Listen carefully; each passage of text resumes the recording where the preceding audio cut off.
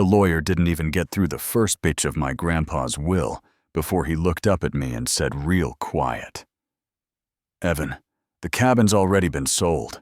Then he turned his computer monitor around, and I saw a deed with my name on it, a signature that looked almost like mine, and a transfer date that was less than 2 weeks after we buried Grandpa Ray, and my stomach just dropped through the floor.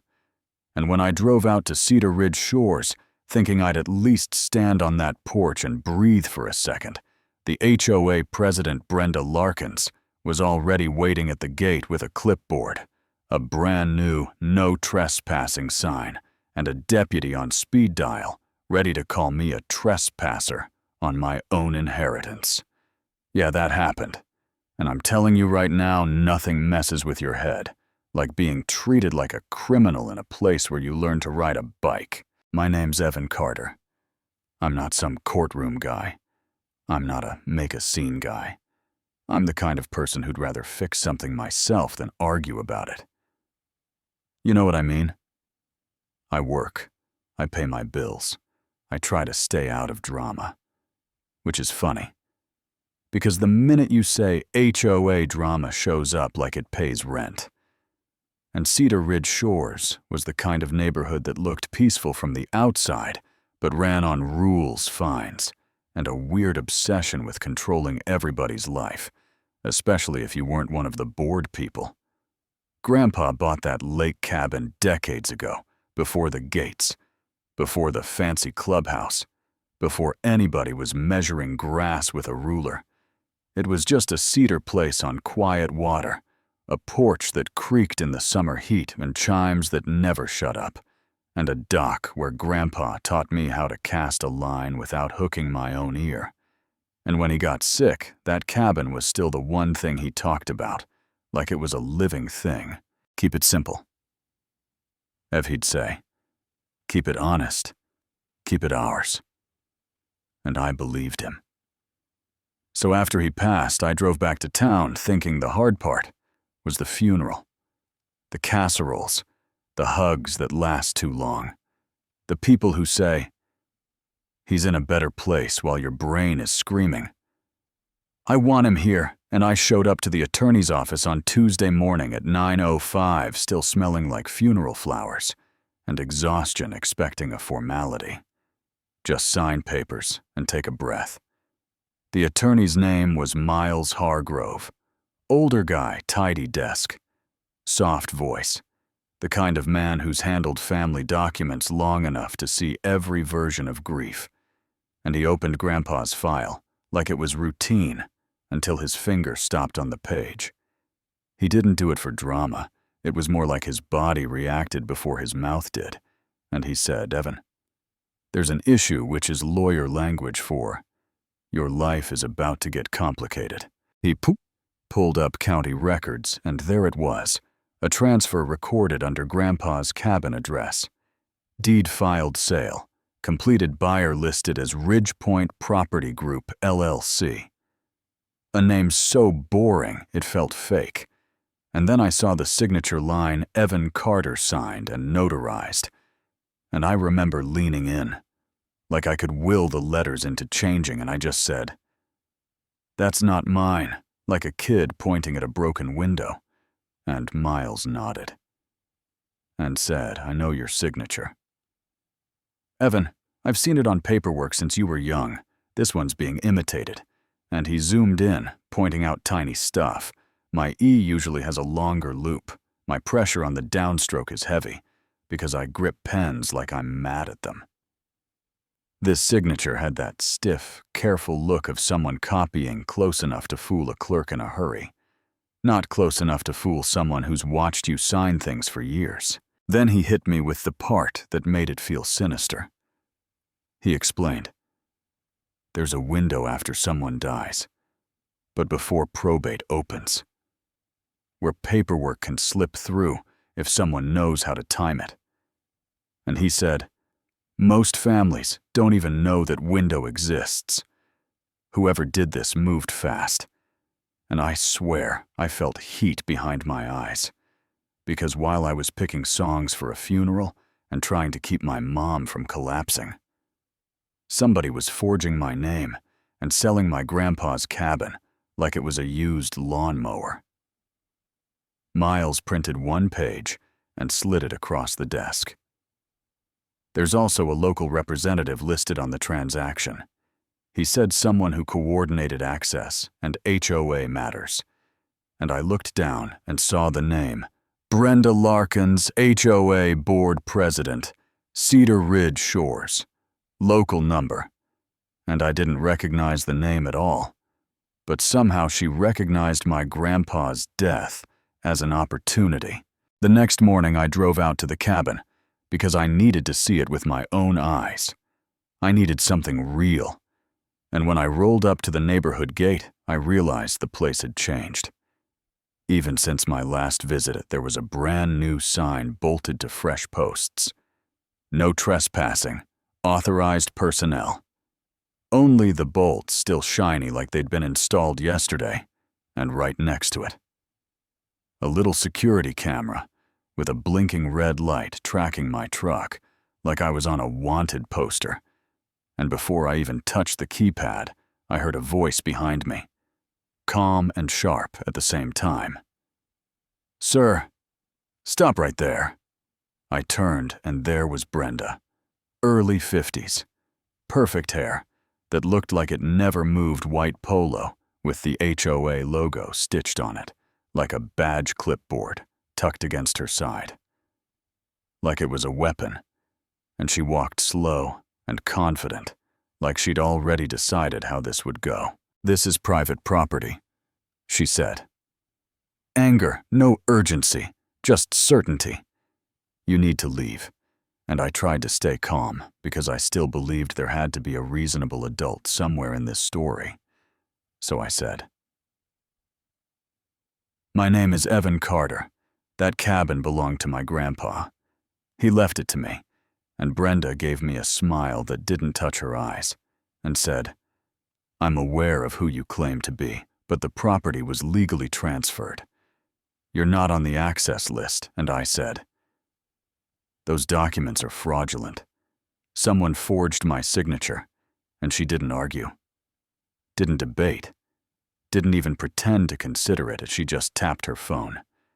And I heard the call tone, and she said, sweet as pie, staring straight at me, "Hi. Yes, we have a trespasser at the Cedar Ridge Shores gate. He's refusing to leave and making accusations." And that word, accusations, landed like a slap because she wasn't describing a concern. She was writing the story in real time with me, standing right there. The deputy showed up about 20 minutes later. Deputy Shane Brooks. Young guy. Polite. Face. Neutral. He looked at me like he wanted everyone to calm down and go home, and Brenda walked right up to him like they were old friends, handed over a folder of paperwork, pointed at me like I was the problem, and said, "This man is harassing our residents." And I stepped forward and said, "Deputy, my grandpa died less than a month ago. Probate isn't even open. My signature was forged." And the deputy glanced at the papers, nodded like he'd heard this movie before, then said, "The sentence that will make you feel invisible, no matter how right you are. This is a civil matter. The documents on file show the property belongs to Ridgepoint and Mass. Is the HOA president and the listed representative. Sir, I'm gonna have to ask you to leave." And just like that, paperwork beat truth, and I walked back to my truck with a deputy watching neighbors peeking through blinds like I was some criminal, and Brenda standing there with her clipboard like she'd just won something. The next day at 6:12 a.m., I was sleeping on my aunt's couch, exhausted, and somebody pounded on the door like the house was on fire. I opened it, and there was Brenda. Again, bright yellow notice in her hand, holding it up like she was delivering breakfast. "Good morning," she said. Way too cheerful. "For Dawn, this is your formal violation. $500 for attempted unauthorized entry to within 48 hours, And I blinked at her and said, "Are you serious?" And she shrugged. Like this was the weather. Rules are rules. If you don't pay, the board can pursue an emergency lien, and we can request suspension of services tied to the property. And she turned to leave, then glanced back and said, "And Evan, if you show up again, we'll have your vehicle towed." And I stood there, holding that paper, feeling my face burn, because it wasn't just the money, it was the message. You are small, you don't matter, and we can do whatever we want. That's when the slow part started. And the slow part is the worst, because it's not one big explosion. It's 1,000 little cuts. It's walking into the gas station and realizing people you've known your whole life suddenly won't meet your eyes. It's sitting in the diner where Grandpa drank coffee every Saturday and hearing the conversation stop the second you walk in, and then you go back to your truck, and you don't even feel angry. At first, you feel embarrassed, like you did something wrong, even though you didn't. And that's how systems like this win. They don't have to prove you're guilty. They just have to make you feel unsure of yourself. Brenda made it worse on purpose. She sent out an HOA email blast that somehow leaked outside the gates too. Be aware of an individual impersonating an heir. It said, "Do not engage impersonating." Like I was a stranger off the highway, like I hadn't been fishing off that dock since I was 10. And then the fines stacked up. Not just the 500 suddenly. There was a $1 and $250. Emergency security assessment due to recent trespass incidents. And I was the incident. And I got another notice with my truck's plate number typed into it, like I was a threat. One night, I drove past the cabin road just to look from a distance, and I saw boards on the windows and a new padlock on the gate chain, like someone was erasing my grandpa's life in real time. And I sat there, gripping the steering wheel. And I had this ugly thought, this quiet thought. Maybe it's easier to let it go. And the second that thought hit, I hated myself for it. Because Grandpa never would have let it go. And I could hear him in my head, not yelling, steady. "Keep it honest, Ev. Keep it ours." So I went back to Miles Hargrove, dropped every violation notice on his desk, and he didn't get dramatic. He just looked at me and said, "We don't win this with shouting. We win with a chain of proof. So clean she can't wriggle out of it."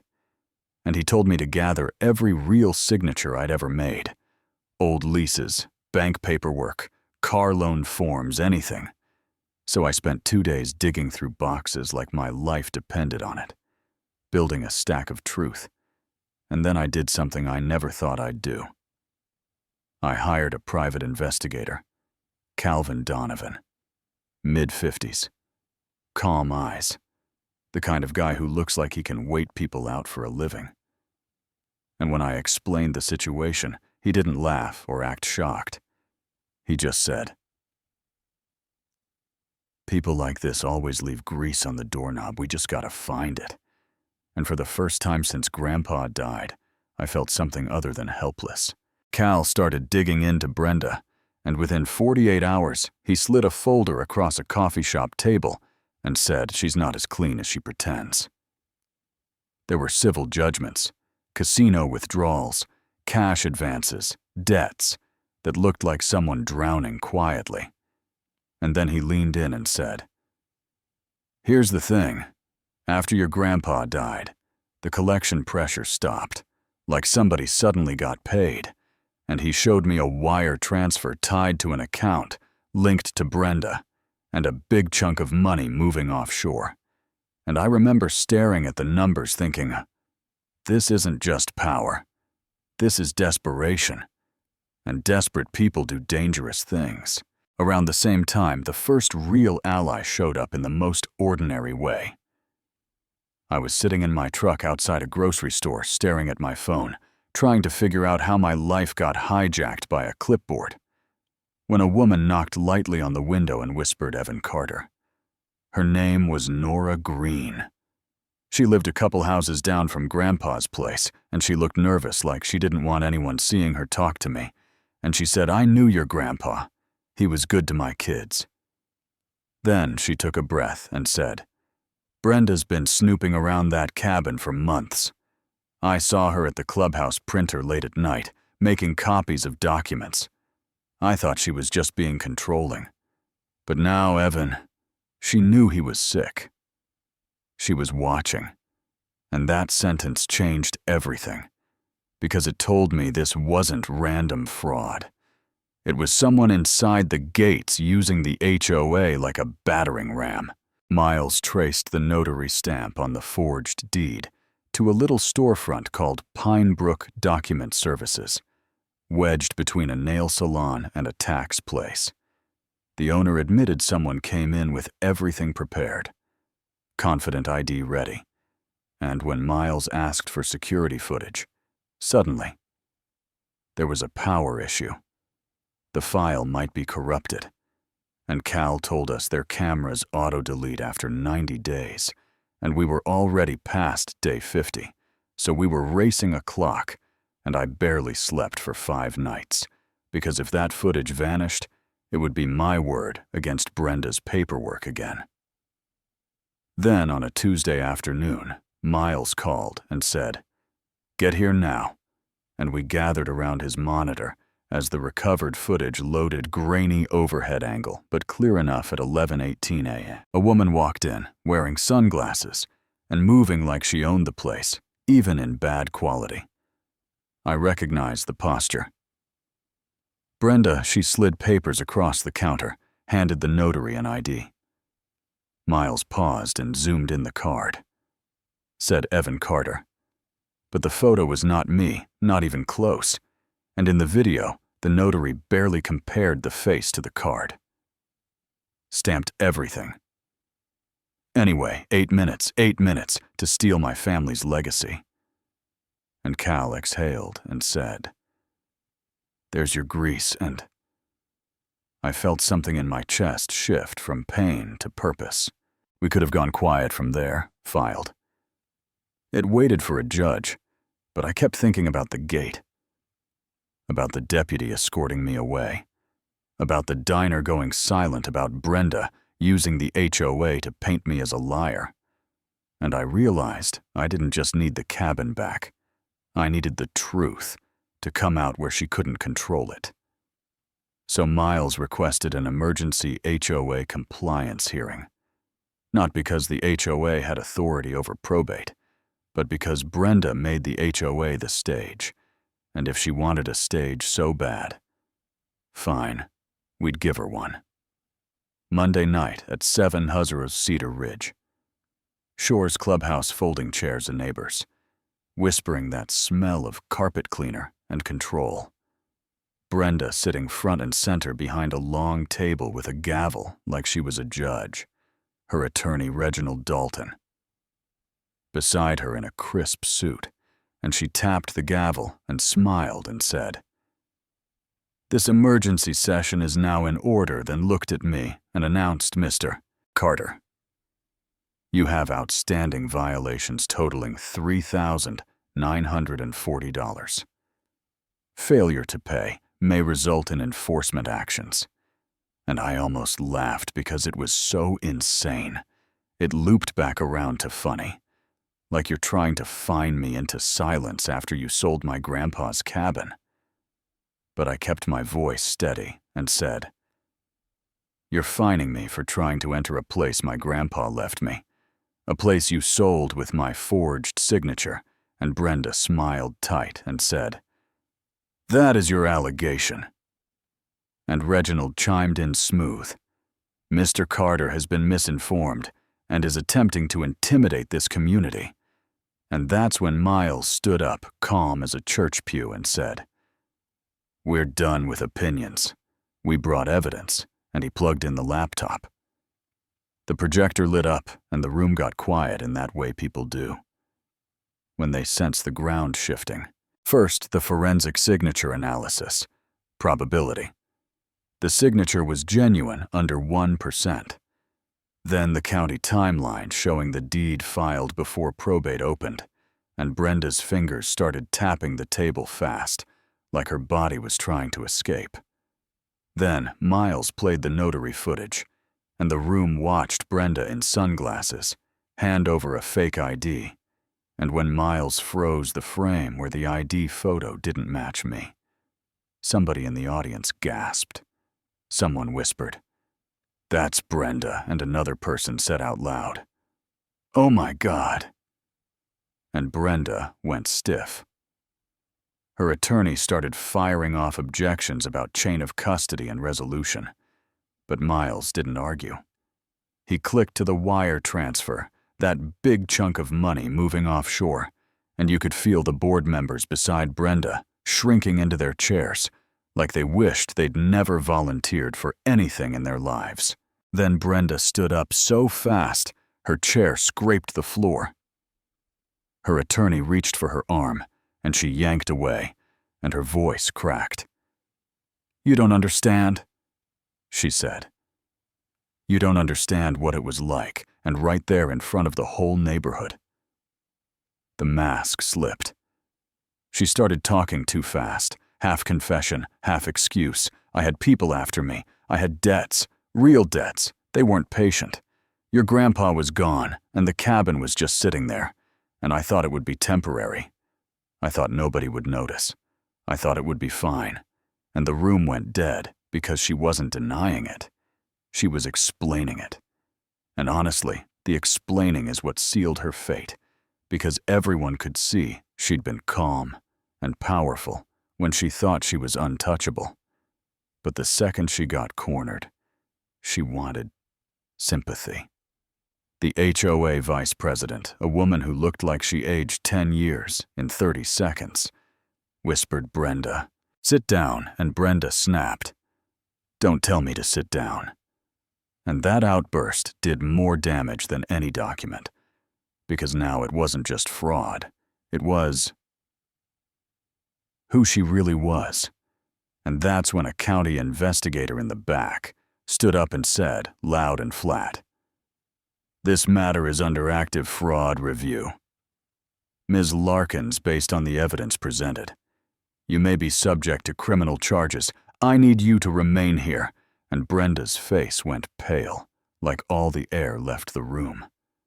The board members looked at each other terrified, and the vice president raised her hand and said, voice shaking, "I motion to remove Brenda Larkins as acting president, effective immediately." Another board member stammered second. And just like that, Brenda's gavel wasn't hers anymore. The power she'd been swinging around like a weapon got pulled out of her hand. In front of everyone she tried to speak, tried to throw one last insult at me. But a deputy stepped forward and said, "Calm and firm, ma'am. Stand up." Turn around, and the handcuffs clicked. Not loud, not dramatic, just final.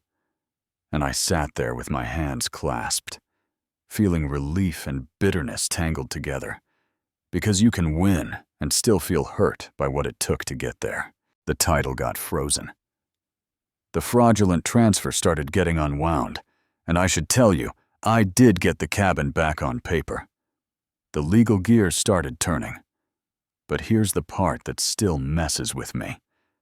About a week after Brenda got dragged out of that clubhouse, the HOA sent an email from the interim board saying the community needed a special assessment to cover legal consultation and security improvements due to recent disruptions, meaning they tried to spread the cost across all homeowners, including me, like the neighborhood was the victim of my insistence on truth. And I started hearing whispers that some people still blamed me. Because why couldn't he handle it privately? Like I was supposed to swallow fraud politely so everyone could stay comfortable. And that right there is the part I can't stop thinking about, because it raises a question bigger than Brenda, bigger than the cabin, bigger than Cedar Ridge shores. When a system lets someone powerful abuse it, and the crowd believes the paperwork over the person who's really responsible when the truth finally comes out. So I want you to tell me seriously, if you were in my shoes, would you push for maximum charges, even knowing Brenda claimed she was desperate?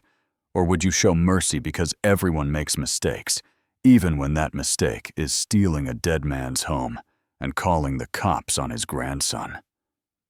And what about the neighbors who watched me get escorted away and stayed quiet? Did they get a pass because they were just following what they were told? Or does that say something ugly about how fast people judge when a committee tells them who the villain is? Drop your take in the comments. Argue with each other if you have to. I'm actually curious where people land on this. And if you've ever dealt with an HOA or a small-town power trip that made you feel powerless to tell your story too, because I read those, and so do other people who think they're alone in it. Hit. Like if you want more real voiceover stories like this, subscribe. If you're here for the justice and comment one thing was, I right to blow it up in public or should I have kept it quiet to keep the peace?